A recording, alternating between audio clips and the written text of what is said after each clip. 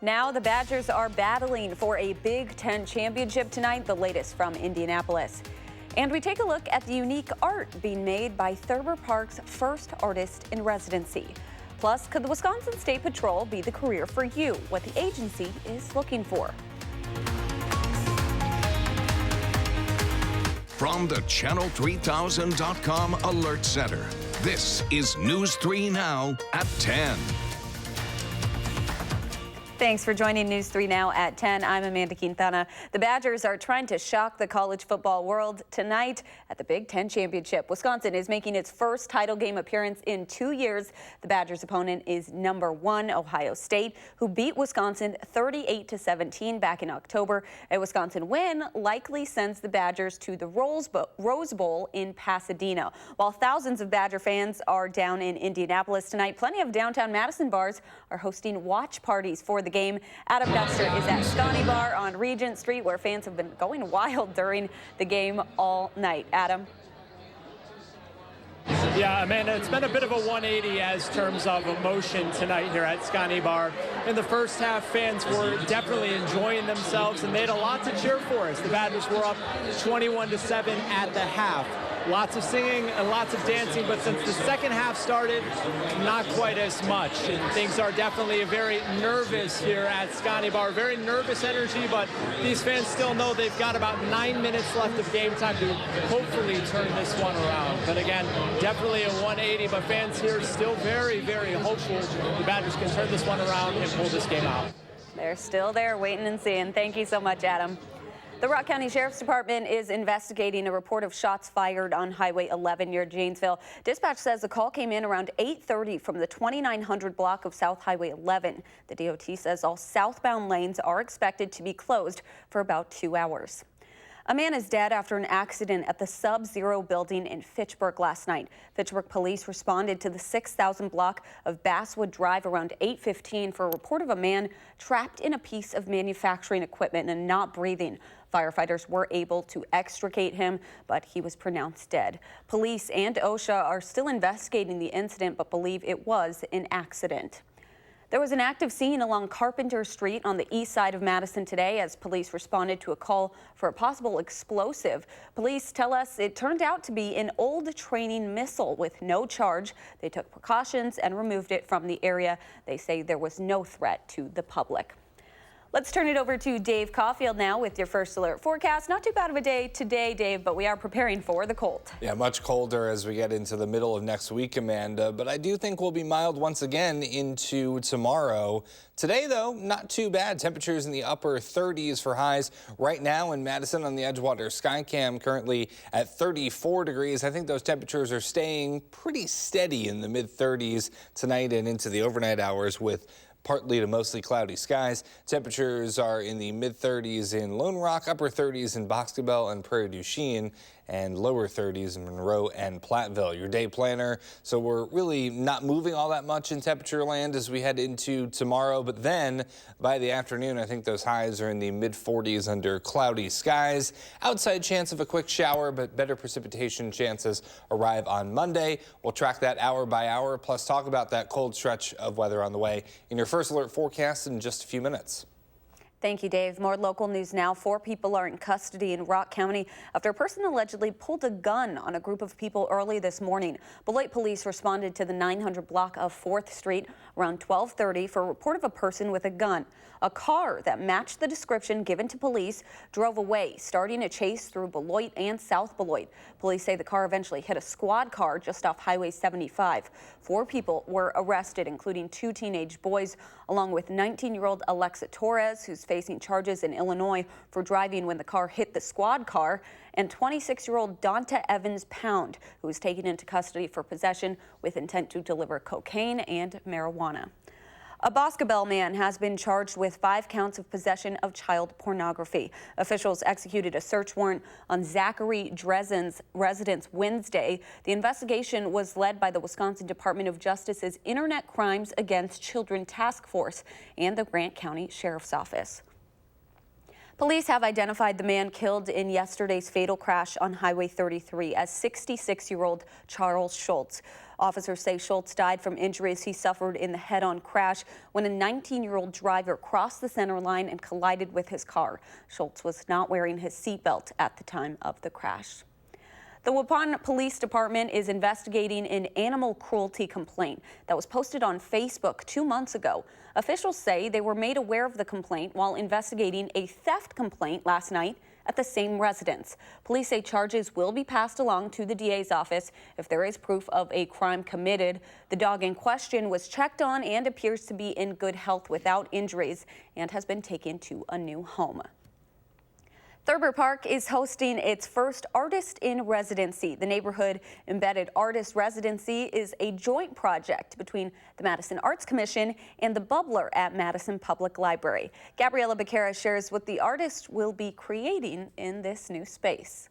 A coffin in the shape of a shoe. Or coffins in the shape of a bee and... So that's a chili pepper. ADJETEY ANANG is a third-generation fantasy coffin maker. Noddy pine, which is the wood, and then the inside I kind of put in like a foam, and then the red satin. Fantasy coffins are functional coffins made by carpenters in Ghana, where Eric is from. So they would just build depending on, like the profession of the deceased. He followed in his grandfather and father's footsteps to build representative boxes for people to be buried in. He never liked the idea of me building coffins because he thinks, it's just like a normal coffin maker or like a carpenter. But I said to him, hey man, I mean, there is a lot to do making this stuff rather than limiting yourself to just be working with the hammer and chisels and stuff. Eric is the first artist in residency at Thurber Park. The intention is that every year the artist in this residency is creating a piece of public art for the city. And so, it'll be different every year, and it's going to be exciting to have someone adding these projects, have a platform for us to come and see that in process. As the artist in residency, my stuffs are a little huge, so I don't just need like a little spot or something, but a huge space. Eric will be given a newly remodeled studio space. Modernized, and there's ventilation, and it's a good, comfortable environment for the artist. And he will create his work in a neighborhood environment where people can keep up with his process. It's a huge thing because there's nothing else quite like it. Eric will take the next year to create new fantasy coffins and teach people about their origin. To come up here, to start traveling and, make a follow-up when a coffin is bought and brought here outside Ghana, and not being used as a coffin but as an art piece, so I can bring the right story to the people. I'm Gabriella Becerra, News 3 Now. The Thurber Park Artist in Residency program will feature a different artist each year. The artist is chosen by an application process. The House Judiciary Committee released a report today laying out historical arguments for impeachment. It lays the groundwork for Monday's hearing where House Intelligence and Judiciary Committees will present their evidence. But it does not accuse President Trump of committing impeachment offenses. Instead, it's an update to the committee reports that were issued during the impeachment proceedings of President Richard Nixon and Bill Clinton. Today, Committee Chairman Jerry Nadler accused Trump of abusing his power, betraying national security, and corrupting elections. He said impeachment is the only remedy for what he called misconduct. The House may introduce articles of impeachment as early as next week. Hundreds gathered today to mark the 78th anniversary of the Japanese attack on Pearl Harbor. Today's VIPs included Hawaiian dignitaries, military leaders, dozens of World War II veterans, and one of the 3 living Pearl Harbor survivors who was on the USS Arizona, Wisconsin native Lou Conter. The 98-year-old says he always comes out to pay respect to the 2,400 men who were killed during the surprise attack on Pearl Harbor the morning of December 7th, 1941. A Chinese-American grad student imprisoned in Iran for more than 3 years is free tonight. In a rare diplomatic breakthrough, the U.S. and Iran exchanged prisoners in Switzerland. Roxana Saberi has more. Smiling in Switzerland, Xiu Wang is finally free after more than 3 years locked up in this prison in Tehran. In 2016, the Princeton graduate student was conducting research in Iran when he was arrested and sentenced to 10 years behind bars. The more knowledge the United States possess. His captors filmed him in captivity and accused him of spying for the U.S., a charge his wife denied in August when she sat down with CBS News' Margaret Brennan. My husband is an innocent man. Today, she said in a statement, our family is complete once again. Also in Switzerland today, the U.S. freed an Iranian scientist, Masoud Soleimani. Arrested in Chicago last year, the stem cell expert was accused of violating U.S. sanctions on Iran, an allegation he denied. Very emotional moments for his family right now. President Trump described the release of the two men as a hostage swap and hinted it might lead to more cooperation. Actually, I think it was a great thing for Iran. I think it was great to show that we can do something. The Trump administration is also insisting that Iran release other Americans, including Siamak and Balgar Namazi, Michael White, and Robert Levinson. Now their families are hoping for a happy ending, too. Roxana Saberi, CBS News, London. Administration officials say they hope that other families of Americans being held around the world will see the release as a hopeful sign. Coming up on News 3 Now at 10, lots of Badgers teams in action today, including the volleyball team. Highlights next in sports.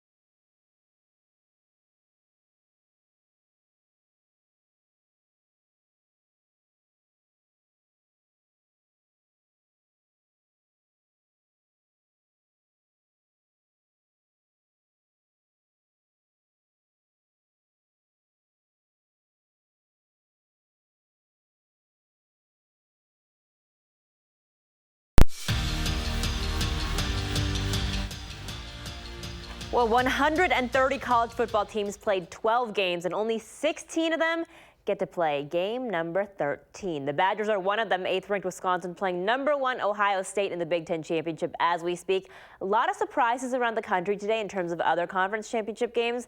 And this one, well, they could have shaken up the college football playoff depending on the outcome, but really the tale of two halves tonight for the Badgers and Buckeyes. Wisconsin came out swinging, changing up the playbook, going to the pass. Jack Cohn running in for 2 touchdowns, Jonathan Taylor with 1. But the second half, all Ohio State. Right now, Buckeyes in the lead. They've scored 27 unanswered points.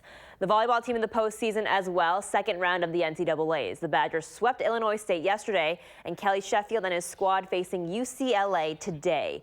First set, Wisconsin looking pretty good. Amalia Haggerty coming up with the kill, and the Badgers take set one 25-18. In the second, Badgers dominant yet again. This time it was Haggerty and Dana Retke who had the overpass here for the point. Wisconsin takes set two 25-21. They sweep UCLA 3-0. They're heading to the Sweet 16. Wisconsin will again host next weekend, facing 13-seeded Texas A&M at the Fieldhouse. Greg Gard and the men's basketball team opening up the Big Ten schedule, hosting Indiana. First half action, ball to Kobe King. He is all alone in the corner, knocks down a big three. Badgers up early. Hanging on to that lead later, Brevin Pritzel passing out to Aleem Ford. He'll drain a long one too. Ford with 13 points against the Hoosiers. Then later, check this out. Two hands for the lacrosse native King. He put up a career-high 24 points today, and not far behind him, Nate Reavers getting the ball from Dimitri Trice, showing off his range. 24 points for Nate. Badgers open up conference play with a win, 84-64. The final, they're at Rutgers on Wednesday. Some early high school basketball action. Mount Horeb hosting ONALASKA earlier this afternoon. First half action here. Vikings down by 4 points. Owen Ziegler fighting for the bucket there, dropping one in. It was a close game at the half. And then later, Dakota Manow driving the bucket and one. Mount Horeb, though, losing 73-45. And it looked so promising from the beginning for the Badgers against Ohio State today, but very reminiscent of the 2017 game as of right now, where the Buckeyes kind of took over the second half, finishing strong right now. Well, like we saw Adam live earlier, people are still holding on to hope. Exactly. If you're a Badger fan, you're holding on to hope still. It's not over until they hit 0 on the clock. Thanks so much. We'll be right back. News 3.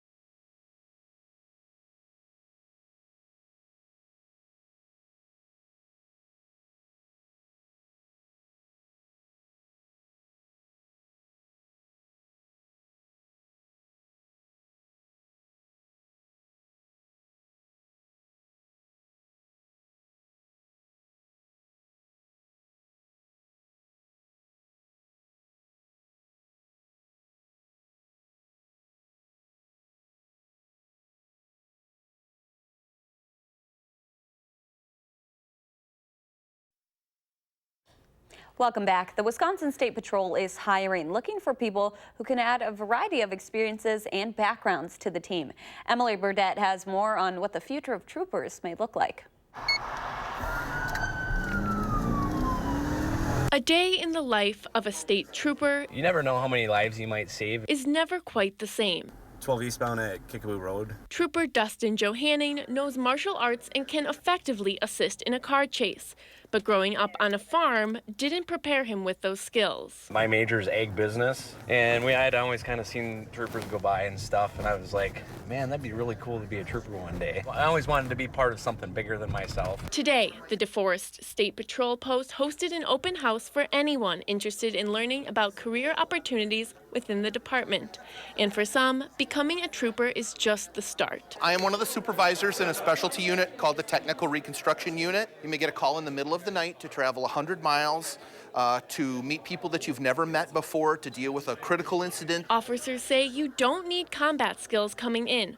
Most of all, they're looking for self-starters who have a diverse background and experience. Oftentimes, people have a little bit of hesitation about becoming involved with the State Patrol, law enforcement in general, because they're thinking of, a certain cookie cutter type person that we might be looking to hire, when that's not the case. Some people that are, maybe have a teaching degree or have a degree in business are some of the better officers. You could be enforcing traffic laws, We want to get where you're going safely out here. following a high-speed chase, or even using drone and GPS technology to investigate homicides.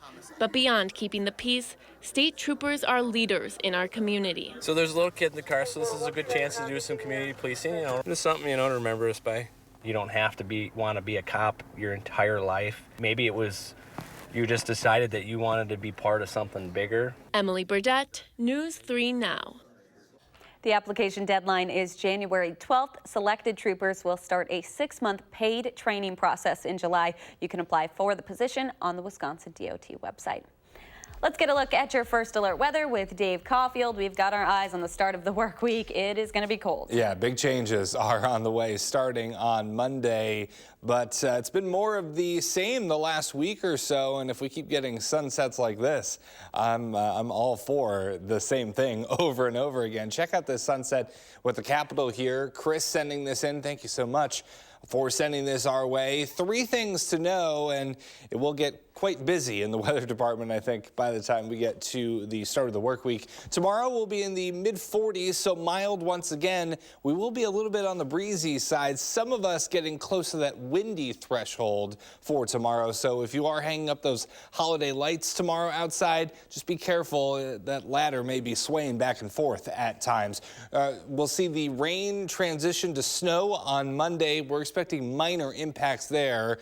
And Arctic air, we've been talking about it. It arrives on Tuesday, sticks with us through Wednesday and Thursday. Today, the air not very Arctic. In fact, once again in the upper 30s and low 40s for highs, so about 5 degrees above normal for this time of year. We'll be about 10 degrees above normal tomorrow before those temperatures really take a nosedive